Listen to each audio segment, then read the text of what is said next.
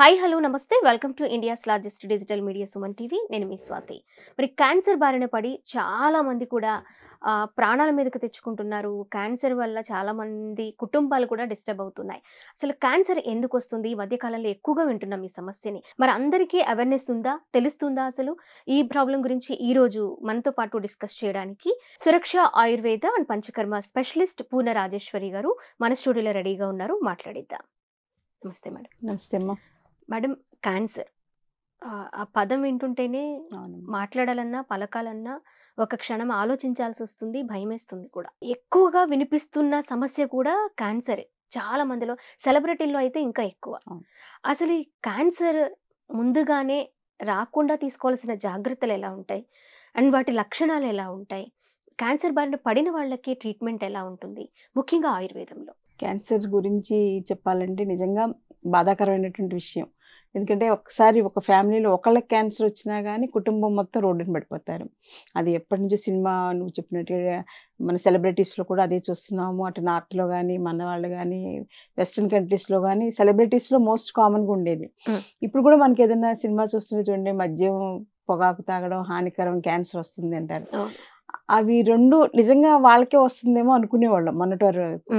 కానీ ఇప్పుడు గత 10 సంవత్సరాలుగా గమనించిన ఫ్యాక్టర్స్ ఏంటంటే, మన దినచర్యలో మన రోజువారీ చేసే పనుల్లో సామాన్య మానవుడికి కూడా క్యాన్సర్ రావడానికి, పసిపిల్లలు పెద్దవాళ్ళు అనే విచక్షణ లేకుండా అందరికీ 100% క్యాన్సర్ రావడానికి అవకాశాలు ఉండేటువంటి పరిస్థితుల్లో మనం జీవించడం అనేది చాలా దురదృష్టకరం అన్నమాట.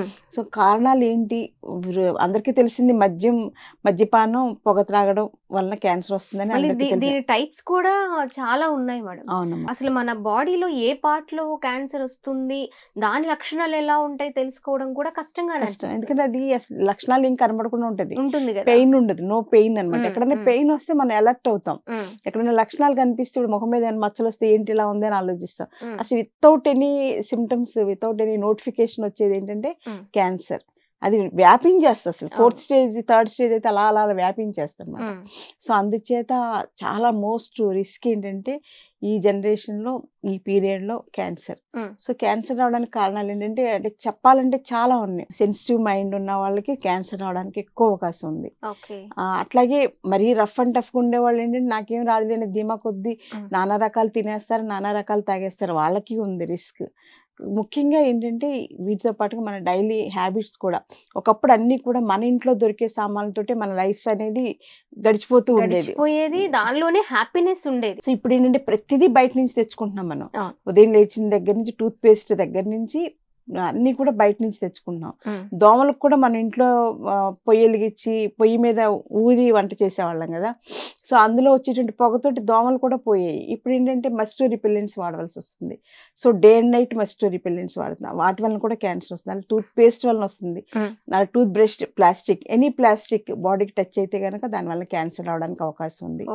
సో అందుచేత మన పాత రోజుల్లోనేమో వేరేలాగా వాడుకునేవాళ్ళం. అలాగే మనం వాడుకునే స్నానానికి సోప్స్ కానీ, స్నానానికి షాంపూస్ కానీ, ఇవన్నీ కూడా కెమికల్స్. ఎన్ని కెమికల్ ఏదైనా సరే, మీరు ఆహారం లోపల తీసుకునేదైనా ఎక్స్టర్నల్గా ఉపయోగించిన, ఇంటర్నల్గా ఉపయోగించినా సరే ఎనీ కెమికల్ మనకి క్యాన్సర్ అనేది క్రియేట్ చేస్తుంది. సో అలాంటివి కాకుండా మనం పాత రోజుల్లో కళ్ళుప్పు ఇళ్ళమ్మట అమ్మడానికి వచ్చేది కదా, అలాంటివి కొనుక్కోవడం అనేది, అవి వాడుకోవడం అనేది ఉత్తమం. నేనైతే కొత్త పద్ధతులు చాలా వరకు అసలు అవాయిడ్ చేస్తాను. 99% అవాయిడ్ చేస్తాను. తప్పనిసరి అయితే ప్రాణం మీదకి వస్తే 1% ఏదైనా యాక్సెప్ట్ చేస్తాను. సో అందరూ ఇంత స్ట్రిక్ట్గా ఉండిపోయినా వాళ్ళకి తెలుసు వాట్ ఈజ్ ట్రూత్ అనేది తెలుసు. కాబట్టి పాత పద్ధతుల్ని మళ్ళీ పిల్లలకు అలవాటు చేయడం అనేది ఒకటే మార్గం అనిపిస్తుంది. సో ఆహారం విషయంలో అలా కరెక్ట్ చేసుకోవాలి. బయట ఫుడ్ పాయిజన్, క్యాన్సర్ వస్తుంది అనేది అనుకుని తింటే గనక తినలేరు కదా ఇంకా ఆటోమేటిక్గా. సో బయట ఫుడ్ అవాయిడ్ చేయడం అనేది చాలా ఇంపార్టెంట్. అంటే జంక్ ఫుడ్స్ అని ఇంకా అన్ని మొత్తం బయట ఏది దొరికితే అది అన్నీ కూడా అవాయిడ్ చేయడం అనేది first point. Second point exercise కూడా చాలా ఇంపార్టెంట్. ఎందుకంటే మన శరీరంలో ఏ రోజుకి ఆ రోజు టాక్సిన్స్ అన్ని బయటకు వెళ్ళిపోవడానికి బెస్ట్ మెథడ్ ఎక్సర్సైజ్. దాంతోపాటుగా సన్లైట్ని రిసీవ్ చేసుకోవడం.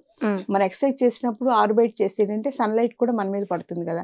రోజుకి కనీసం 30 minutes మనకి సన్లైట్ అనేది పడితే మనలో వైటమిన్ డి డెఫిషియన్సీ కానీ, మనలో మెటబాలిక్ యాక్టివిటీ కానీ, అలాగే డిసీజ్ కాజింగ్ ఫ్యాక్టర్స్ ఎలిమినేషన్ కానీ అన్నీ కూడా కరెక్ట్గా జరుగుతాయి అన్నమాట. ఎలా అంటే మొక్కలకి పత్రహరితం తయారవ్వాలి అనుకుంటే కనుక క్లోరోఫిల్ తయారవ్వాలంటే సూర్యుడు ఉండాలి అని చెప్పేసి చిన్నప్పుడు చదువుకున్నాం కదా. సేమ్ మనకు కూడా అంతే, మన బాడీ ఆరోగ్యంగా ఉండాలి, మన బాడీలో వైటల్ పవర్ బాగుండాలన్నా కూడా సన్లైట్ చాలా ఇంపార్టెంట్. కానీ మనం ఏం చేస్తామంటే సన్లైట్ వల్ల జబ్బులు వస్తాయి, స్కిన్ క్యాన్సర్ వస్తుందని చెప్పేసి సన్ స్క్రీన్ లోషన్స్ అప్లై చేస్తాం. So sunscreen lotion apply చేయడం వల్ల సూర్య రశ్మి లోపలికి వెళ్ళక ప్రాబ్లం వస్తుంది, అది కూడా క్యాన్సర్ రావచ్చు. సో అందుచేత ఏంటంటే మన ఆలోచనలు ఈ లెవెల్ వరకే ఆలోచిస్తా. ఇంకా చాలా ఉంది. టైటానిక్ ఐస్బర్గ్ అంటాం కదా, ఐస్బర్గ్ మనకు కనపడేది ఇంత టిప్పేనమ్మా, ఇంతే కనపడేది, అదే చాలా పెద్ద అనుకుంటా, కానీ లోపల దానికి 10 times 100 times ఉంటుంది. అలాగే మనకు ప్రస్తుతం కనిపిస్తున్న ప్రపంచం ఏంటంటే సూపర్ఫిషియల్, చిన్న చిన్నవి ఏవో వస్తాయి. సర్ఫ్ ఎక్కువ నురుగు వచ్చేస్తే బాగుంటుందని, ఎక్కువ తలకు షాంపూ పెడితే బాగుంటుందని నురుగు వచ్చేస్తాయి అలా అనుకుంటాం. కానీ రియల్ గా అందులో ఉండేటువంటి కెమికల్స్ మనల్ని నాశనం చేస్తున్నాయి అనేది మనం రియలైజ్ అవ్వట్లేదు. ముఖ్యంగా పిల్లలు అసలు గమనించుకోవట్లేదు. దానివల్ల పిల్లల్ని చూస్తే నాకు చాలా బాధ అనిపిస్తుంది, వీళ్ళు ఎందుకు ఇలాగా అయిపోతున్నారు. ముఖ్యంగా ఏంటంటే ఫుడ్ లో 5 వైట్ పాయిజన్స్ అని ఉంటాయేమో. సో మనకి చెప్తుంటాను కదా, పంచదార, మైదా, సాల్ట్, తర్వాత వైట్ మిల్క్, ఇవన్నీ కూడా మనకి ప్రాబ్లమ్స్ రావడానికి, ముఖ్యంగా క్యాన్సర్ రావడానికి మోర్ ప్రాన్. ఇప్పుడు అందరూ కూడా వైట్ రైసే వాడతారు, మల్లెపూలా ఉండే వైట్ రైస్. సో అది కూడా క్యాన్సర్ కారకం అంటే మనకి చాలా బాధ అనిపిస్తుంది అనమాట. అలా కాకుండా మనకు పాత రోజుల్లో దంపుడు బియ్యం వాడేవాళ్ళం, దాని దగ్గరలో ఉండేలాగా మనం ప్రయత్నం చేసుకోవాలి. మైదా బదులు గోధుమ పిండి వాడుకోవాలి, సాల్ట్ బదులు మామూలు పాత సాల్ట్ కానీ సైంధవ లవణం కానీ అలా వాడుకోవాలి. అలాగే ప్యాకెట్ పాలు 100% మానేసి గేదె పాలు, ఆవు పాలు తీసుకోవాలి. సో ఎంతో సంస్కృతి, ఎంతో ఆరోగ్యం, ఎంతో వైభవం, ఎంతో ఆర్థికంగా ఎంతో బలమైనటువంటి మన దేశం ఈవేళ ఇలా అయిపోతుంది అంటే చాలా బాధ అనిపిస్తుంది. సో ఈ వీడియో చూసిన వాళ్ళు ప్రతి ఒక్కళ్ళు కూడా చాలా ఆలోచించి ఆరోగ్య విషయంలో ఒక మంచి విప్లవం తీసుకొస్తేనే మనం క్యాన్సర్ని డెఫినెట్గా అవాయిడ్ చేయొచ్చు. అందులో ఏం తేడా లేదు. మనం విపరీతంగా వాడేటువంటి మందులు, సో పారాసిటమాల్ ట్యాబ్లెట్ అవ్వచ్చు, పెయిన్ కిల్లర్స్ అవ్వచ్చు, గ్యాస్ట్రిక్ ట్యాబ్లెట్స్ అవ్వచ్చు, లేకపోతే స్టెరాయిడ్స్ అవ్వచ్చు, లేకపోతే బ్లీడింగ్ తగ్గడానికి వాడే హార్మోన్స్ అవ్వచ్చు, అన్నీ ఇంపార్టెంట్. 5 important medicine. ఆ 5 ఎలా పడితే అలా మెడికల్ షాప్కి వెళ్ళిపోవడం, తెచ్చుకోవడం, వేసేసుకోవడం అలా బ్రతికేస్తున్నారు అందరూ. సో దాని వలన మనం క్యాన్సర్ని మనమే తెచ్చుకుంటున్నాం. క్యాన్సర్ వచ్చాక అయ్యో ఎందుకు వచ్చిందో అనుకుంటాం, కానీ మనం చేసే పనులు ఏంటి అనేది మనం చూసుకోము, మార్చుకోవడానికి ట్రై సో ఈ ఫ్యాక్టర్స్ ఎవరు చెప్పరు. ఎంతసేపు క్యాన్సర్ వస్తుంది లక్షణాలు చెప్తారు, ట్రీట్మెంట్స్ చెప్తారు తప్పించి అసలు రియల్ ఫ్యాక్టర్స్ ఎవరు చెప్పరు.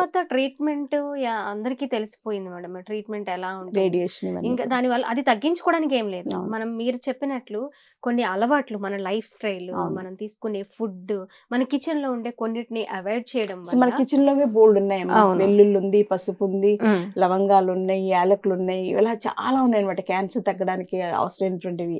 అవన్నీ కూడా మనం మర్చిపోయాం, అవన్నీ అసలు ఉపయోగించట్లేదు. ఎంతసేపు బయట దొరికే కలర్స్, తర్వాత సాసులు ఇలాంటివి వేసేసి టేస్ట్ తెప్పిస్తున్నారు. అవి భయంకరమైన కెమికల్స్ అనమాట. ఇంకా దాంతో మోర్ ప్రాన్ మనకి క్యాన్సర్ అనేది. సో అందుచేత అలా కాకుండా ఈ చాలా కేర్ తీసుకోవాలి. అలాగే ఆయుర్వేదిక్ లైన్స్ లో కీమో ట్రీట్మెంట్, రేడియేషన్ ట్రీట్మెంట్ తీసుకోవడం వల్ల చాలా సైడ్ ఎఫెక్ట్స్ ఉంటాయి కదా. అలాంటి వాళ్ళకి ఆయుర్వేదిక్ లైన్ ఆఫ్ ట్రీట్మెంట్స్ వలన వేడంతా తగ్గేలాగా, రిలాక్సేషన్ వచ్చేలాగా, అట్లీస్ట్ ఫస్ట్ స్టేజ్ లో వస్తే అసలు పెరగకుండా ఉండడానికి కూడా ఉంటుంది. అలాగే మనం చేసే పంచకర్మ ట్రీట్మెంట్స్ లో విరేచన కర్మ, వీటి వలన ఏంటంటే డీటాక్సిఫికేషన్ అనేది బాగా జరుగుతుంది. కాబట్టి వాటి వలన మన శరీరం చక్కగా బాగుంటుంది. కాబట్టి క్యాన్సర్ రాకుండా మనం నివారించవచ్చు. ఓకే మేడం, మరి క్యాన్సర్ మీద అవగాహన పెంచుకోవాల్సిన అవసరం అందరికీ ఉంది, పిల్లల నుంచి పెద్దవాళ్ళ వరకు కూడా. మీరు అన్నట్లు వచ్చిన తర్వాత బాధపడే కంటే రాకుండా మనం చేసుకోవాల్సిన మార్పులు, జాగ్రత్తలు, అలాగే పిల్లలకి చెప్పవలసిన విషయాలు, మాన్పించాల్సిన కొన్ని అలవాట్లు ఇలా చేసుకోవడం వల్ల మనం క్యాన్సర్ రాకుండా జాగ్రత్త పడవచ్చు. ఆ క్యాన్సర్ బారిన పడకుండా అందరూ కూడా సురక్షితంగా, అలాగే ఆనందంగా, ఆరోగ్యంగా వారితో పాటు వారి కుటుంబాన్ని కూడా ఉంచుకోగలుగుతారు. Thank you so much madam. Thank you.